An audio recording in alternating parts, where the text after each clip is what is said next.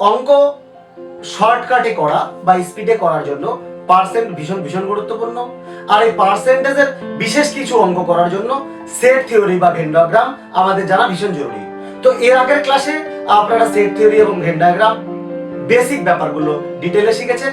আজকে আমরা এই ক্লাসে করাবো এই ভেন ডায়াগ্রাম বা সেট থিওরি কাজে লাগিয়ে আমরা পরীক্ষার বিভিন্ন রকম অঙ্ক কিভাবে সলভ করব।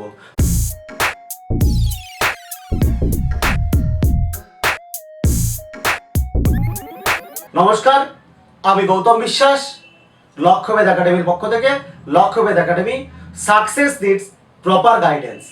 আমরা দেখতে পাচ্ছি আজকের প্রথম অঙ্ক, কোনো একটি নির্দিষ্ট পরীক্ষায় ছাত্রছাত্রীদের মধ্যে 34% অঙ্কে ফেল করে, 42% ইংরেজিতে ফেল করে, আর 20% ছাত্রছাত্রী উভয় বিষয়ে ফেল করে।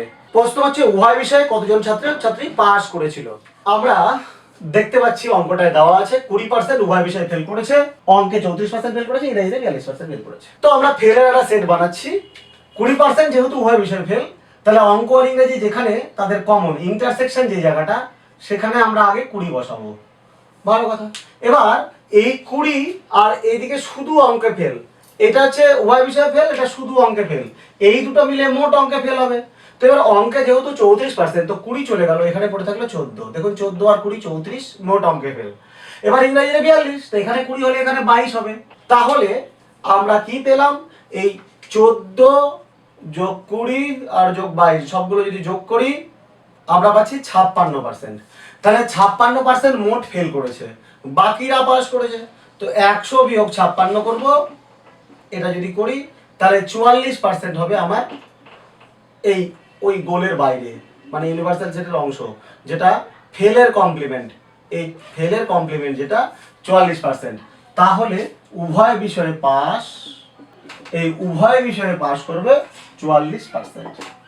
এবার দেখুন অঙ্কটা করার জন্য আমাদের লিখতে হলো, আমরা প্রথম বোঝানোর জন্য অনেক কিছু লিখলাম, কিন্তু আপনারা যখন প্র্যাকটিস করবেন বারবার করে, আরো কিছু অঙ্ক আমরা করাচ্ছি, প্র্যাকটিস করার পর দেখুন এত কিছু লিখতে হবে না, আপনি সরাসরি খালি সংখ্যা বসাবেন, অঙ্ক হয়ে যাবে, কোনো ভাষায় লেখারও দরকার নেই।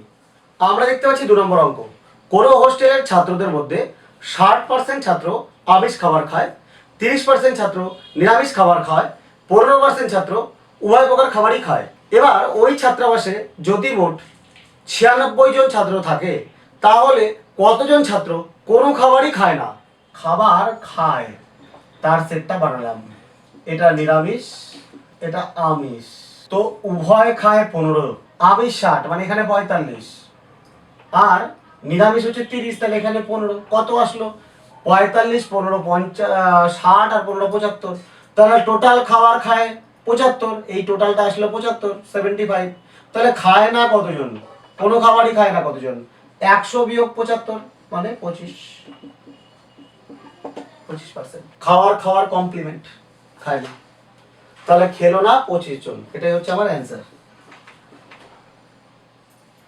আমরা দেখতে পাচ্ছি 3 নম্বর অঙ্ক, কোন শ্রেণীকক্ষের মোট ছাত্রছাত্রীর মধ্যে 70% ছাত্রছাত্রী অঙ্কে পাস করেছিল, 60% ছাত্রছাত্রী ইংরেজিতে পাস করেছিল, 40% ছাত্রছাত্রী উভয় বিষয়ে পাস করেছিল।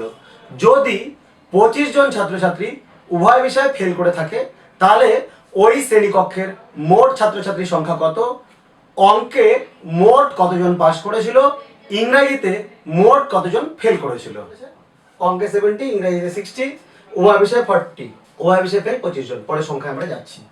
তাহলে পাশের সেট করছি উভয় বিষয়ে 40%, 40 আলাদা লিখলাম, মাঝখানে লিখে দিলাম। তাহলে ম্যাথে 30 আরও আছে, 30 40 70, ইংরেজিতে 40 আর 20 60, তো 30 যোগ 40 যোগ 20 যোগ করলে আমরা পাচ্ছি 90%। এই 90% হচ্ছে আমার মোট পাস। তাহলে আমার মোট পাস হচ্ছে 90%। এবার এই 90% বাদে বাকিটা যেটা, এই 90% বাদে যেটা বাকি, সেটা হচ্ছে আমার আছে 10%।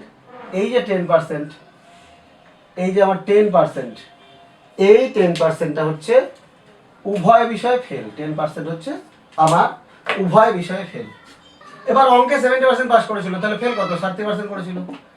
ইংরেজিতে 60% পাস করেছিল, তাহলে 40% ফেল করেছিল। এবার আমরা এখান থেকে কি করব, দেখুন আমরা আরেকটা সেট বানাচ্ছি এবার বোঝার জন্য। আমরা এবার ফেলের সেট করছি, আমরা ফেলের সেট করলাম এটা। এবার এটা ম্যাথ, এটা ইংলিশ। তো দেখুন ম্যাথে ফেল করেছে 30%, উভয় বিষয়ে ফেল করেছে 10%, উভয় বিষয়ে 10, তো ম্যাথে 20, 40% ইংরাজিতে ফেল, তো 40% ফেল মানে আমার এটা 30। তো 20 আর 10 30, 30 60, 30 10 40 20 60, তাহলে 40% উভয় বিষয়ে পাস করেছে। আমার উভয় বিষয়ে পাস করেছে 40%। আর আমি যদি যাই যে আমার মোট ফেল কত করেছে, 20 আর 10 30 30 60, আমার মোট ফেল করেছে 60%। তাহলে উভয় বিষয়ে যতটা আমার পাস করেছে সেটা মোট যে ফেল তার কমপ্লিমেন্ট হবে, তার পূরক হবে। আবার উভয় বিষয়ে যেটা ফেল করেছে সেটা মোট পাসের কমপ্লিমেন্ট হবে। এবার আমরা একটু সমাধানটা করি এটা। এবার চেয়েছিল কি কি, আমার উভয় বিষয় ফেল যদি 25 জন করে তাহলে মোট ছাত্র কত। তাহলে দেখুন এই 10%, এই যে 10%, এই 10% মানে 25, 10% মানে 25, তো বুঝতেই পারছি 100% মানে 10 গুণ হবে, এটা 250 হবে।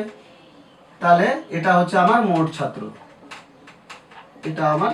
এবার 10% যদি 25 পাই, আমার 1% কত, 1% মানে 2.5, 2.5, এইটা আমরা কাজে লাগাবো। এবার আমার চেয়েছিল অঙ্কে কতজন পাস করেছিল, ইংরাজিতে কতজন ফেল করেছিল। তো অঙ্কে পাস 70 ইন্টু 2.5, 70 ইন্টু 2.5 কত হয়, 140 আর 35 মানে 175 অঙ্কে পাস। ইংরাজিতে ফেল 40%, তাহলে 2.5 ইন্টু 40 100, এটা হচ্ছে এইটা আমার উত্তর হয়ে গেল। তাহলে আমি একটি উত্তর পেলাম এই 250, আর একটি উত্তর পেলাম হচ্ছে আমার 250 হচ্ছে টোটাল ছাত্র, অঙ্কে পাস 175 জন, আর ইংরেজিতে ফেল 100 জন। এই তিনটা হয়ে গেল আমার উত্তর। কোন একটি পরীক্ষায় কিছু ছাত্রছাত্রীর মধ্যে ইতিহাসে ফেল করে 40%, ভূগোলে ফেল করে 35%, আর উভয় বিষয়ে ফেল করে 27%। তাহলে নিম্নলিখিত প্রশ্নগুলির উত্তর দাও। এবার আমরা এই প্রশ্নগুলি আমরা ছকের মতো করে এখানে বোর্ডে লিখে নিয়েছি, আর ডিটেলটা ভালো করে বুঝবো। কি কি দিতে হবে দেখুন, ইতিহাসে কত পাস ফেল, ভূগোলে পাস ফেল, উভয় বিষয়ে পাস ফেল, শুধুমাত্র ইতিহাসে পাস ফেল, শুধুমাত্র ভূগোলে পাস ফেল, মোট পাস ফেল, এই পুরো বিষয়টা আমরা বুঝবো। তো দেখুন দেওয়া আছে কি, ফেলের সেট দেওয়া আছে, আমরা আগে সেটটা করি। এটা ফেলের সেট আমার কাছে আছে। এটা ইতিহাস, আমি শর্টে হিস্ট্রি লিখছি, HIST, আর ভূগোল জিওগ্রাফি। তো উভয় বিষয়ে 27% ফেল করেছে। এটা ভূগোলে 35 মানে এটা 8 থাকবে, আর হিস্ট্রিতে থাকবে হচ্ছে 27 মানে 13।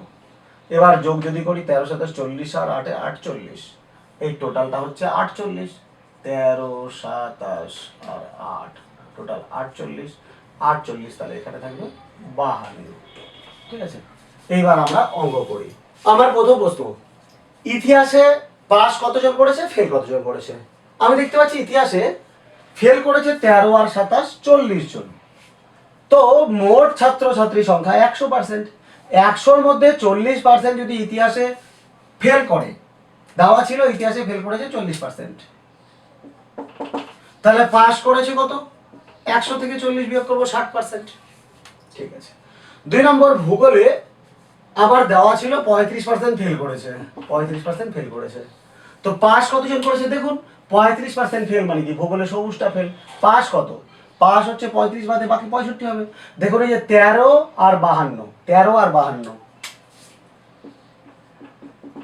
এই 65-র মধ্যে কি আপনার এই 13 আর 52 আছে, কিন্তু এটা মাথায় রাখবেন। ঠিক একই রকম এই 60-এর মধ্যে এই 8 আর 52 আছে। এবার এই দুটো থেকে আমরা একটা গুরুত্বপূর্ণ জিনিস বুঝছি, ভালো করে দেখুন। ইতিহাসে 40% ফেল করেছিল, লালটা ইতিহাসে ফেল, লালটা ইতিহাসে ফেল, কিন্তু এই সাদা অংশ বাইরের বাকি অংশ সেটা কিন্তু ইতিহাসে পাস। আবার সবুজ যেখানে আছে সেটাও ইতিহাসে পাস। তাহলে ইতিহাসে পাস করেছে কতজন, এই 8 জন ইতিহাসে পাস করেছে, আর 52 জন ইতিহাসে পাস করেছে। ঠিক আছে, এবার যেই 8 জন ইতিহাসে পাস করেছে তারা শুধুমাত্র ইতিহাসে পাস করেছে, তারা কিন্তু ভূগোলে ফেল করেছে সবুজটা। আর 52 জন উভয় বিষয়ে পাস করেছে। যাই হোক, এই ব্যাপারটা আমরা আরো পরে টেবিলে যখন যাব আস্তে আস্তে ক্লিয়ার হবে। তো দেখুন উভয় বিষয়ে পাস কতজন করেছে। দেখুন লালটা আমার ইতিহাসে ফেলের সেট, সবুজটা ভূগোলে ফেলের সেট। লাল সবুজের বাইরে যা আছে সাদা সেটা হচ্ছে আমার পাশের সেট। পাস মানে উভয় বিষয়ে পাশের সেট। তারা কোনোটাতেই ফেল করেনি। কোনোটাতেই ফেল না করার অর্থ কি? উভয় বিষয়ে পাস করা। তো আমার টোটাল ফেল হচ্ছে 48, তাহলে পাস কত? 52। তাহলে উভয় বিষয়ে পাস করেছে 52 জন, আর উভয় বিষয়ে ফেল 27%। আমার কিন্তু দেওয়া ছিল, এই তিনটা আবার দেওয়া ছিল, এই তিনটা দেওয়া ছিল, বাকিগুলো আমি নির্ণয় করছি। এই তিনটা দেওয়া ছিল, ঠিক আছে। এবার দেখুন শুধুমাত্র ইতিহাসে পাস আর শুধুমাত্র ইতিহাসে ফেল। এবার ইতিহাসে আমার ইতিহাসে পুরোটা ফেল, এবার 27 উভয় বিষয় ফেল। তো শুধুমাত্র ইতিহাসে ফেল কতজন? 13 জন। শুধুমাত্র ইতিহাসে ফেল হচ্ছে আমার 13 জন বা 13%। শুধুমাত্র ইতিহাসে ফেল। এবার শুধুমাত্র ইতিহাসে পাস কারা? এবার দেখুন ইতিহাসে ফেল হচ্ছে লাল, ইতিহাসে ফেল লাল, এই লাল বাদে বাকি অংশ ইতিহাসে পাস। এবার ইতিহাসে পাশের মধ্যে এই 52 বা সাদা অংশটা যারা উভয় বিষয়ে পাস করেছে। এবার শুধুমাত্র ইতিহাসে কারা পাস করেছে? এই সবুজ অংশটা, যারা ইতিহাসে কি পাস তো করেছে কিন্তু ভূগোলে ফেল করেছে।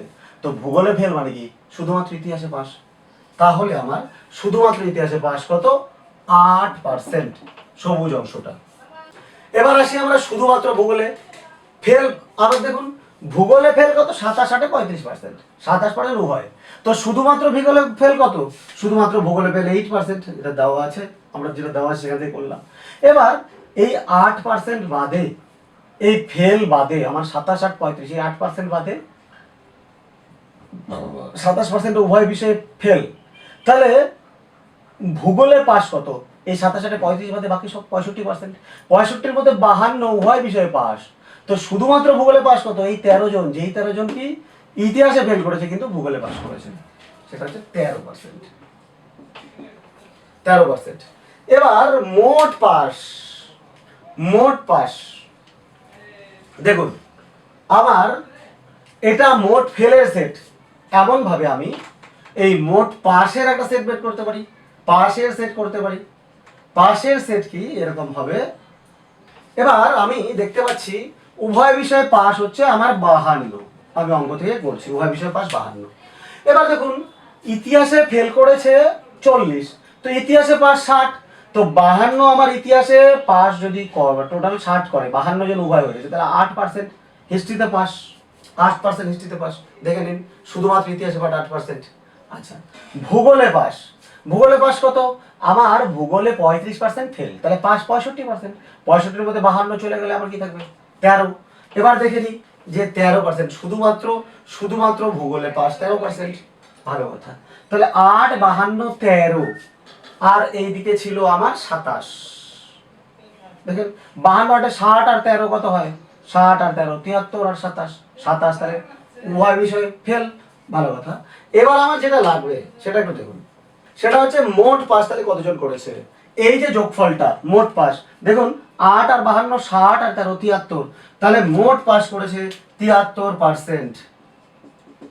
আর মোট ফেল তো আমার দেওয়া ছিল 13 7 40 আর 48, মোট ফেল 48%। একটু ভালো করে তাহলে একটা জিনিস দেখুন, এই যে মোট পাস করেছে কত? মোট পাস করেছে 8 52 60 13 73, মোট পাস 73। এবার এই 73-এর কমপ্লিমেন্ট, মোট পাসের কমপ্লিমেন্ট হবে উভয় বিষয় ফেল। দেখুন 73-এর কমপ্লিমেন্ট হচ্ছে 27, উভয় বিষয় ফেল। এবার আবার দেখুন এখানে মোট ফেল কত? 48। এবার এই মোট ফেলের কমপ্লিমেন্ট বা মোট ফেলের পূরক সেটা হচ্ছে উভয় বিষয় পাস।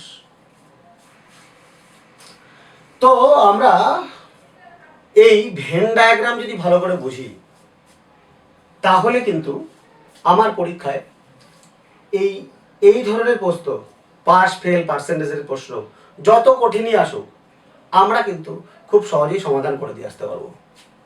দেখুন এখানে যতগুলো বস্তু সলভ করা হলো এগুলো যদি আপনাকে লিখে সলভ করতে হতো বা এমনি অঙ্ক করার ঐকিক নিয়ম বা অন্য কোনো রকমভাবে সলভ করতে হতো তাহলে কিন্তু আপনার প্রচুর সময় নষ্ট হতো। তো ভেন ডায়াগ্রাম খুব ভালো করে বোঝা উচিত। এটা ভালো করে বুঝে নিলে আমাদের এই ধরনের অঙ্ক কিন্তু কয়েক সেকেন্ডের মধ্যে সমাধান হয়ে যাবে। আমার পরীক্ষায় একবার এরকম 12 14টা প্রশ্ন আসবে না, একটা দুটো প্রশ্নই আসবে। তো আমার এই পুরো ব্যাপারটা ভালো করে বুঝতে হবে, যাতে কিনা দুটো তিনটা প্রশ্ন, একটা প্রশ্ন এলে সেকেন্ডের মধ্যে উত্তর হয়। তাহলে আমরা দেখতে পেলাম আমার ভেন চিত্র বা ভেন ডায়াগ্রাম এবং সেট থিওরি যদি ভালো করে বোঝা থাকে, তাহলে পার্সেন্টেজের বিশেষ কিছু অঙ্ক যেগুলো পরীক্ষায় আমাদের সমস্যা করে, সেগুলো কিন্তু আমার সেকেন্ডের মধ্যে সমাধান হয়ে যাবে। তাই আপনাদের কাছে অনুরোধ, আমাদের এই ক্লাস আপনারা ভালো করে লক্ষ্য করুন, কোথাও অসুবিধা থাকলে বারবার দেখুন। যদি তারপরে অসুবিধা হয় আমাদের ভিডিওতে কমেন্ট করুন, আমাদের ফেসবুক পেজে কমেন্ট করুন। আমরা আপনার সমস্ত রকম সমস্যা আশা করি মিটিয়ে দিতে পারবো। তো সবার কাছে আবার অনুরোধ, আমাদের চ্যানেল এখনো যারা সাবস্ক্রাইব করেননি আপনারা দয়া করে সাবস্ক্রাইব করুন। আমাদের এই চ্যানেল বেশি বেশি লোকের কাছে এটি শেয়ার করুন, যাতে আপনাদের মতো তারাও অঙ্ক সহজেই শিখতে পারে এবং অঙ্ক শিখে কম্পিটিটিভ এক্সামের অঙ্কে 100% নাম্বার তুলতে পারে। আমাদের এই ক্লাসগুলো নিয়মিত ফলো করার জন্য আপনাদের অসংখ্য ধন্যবাদ।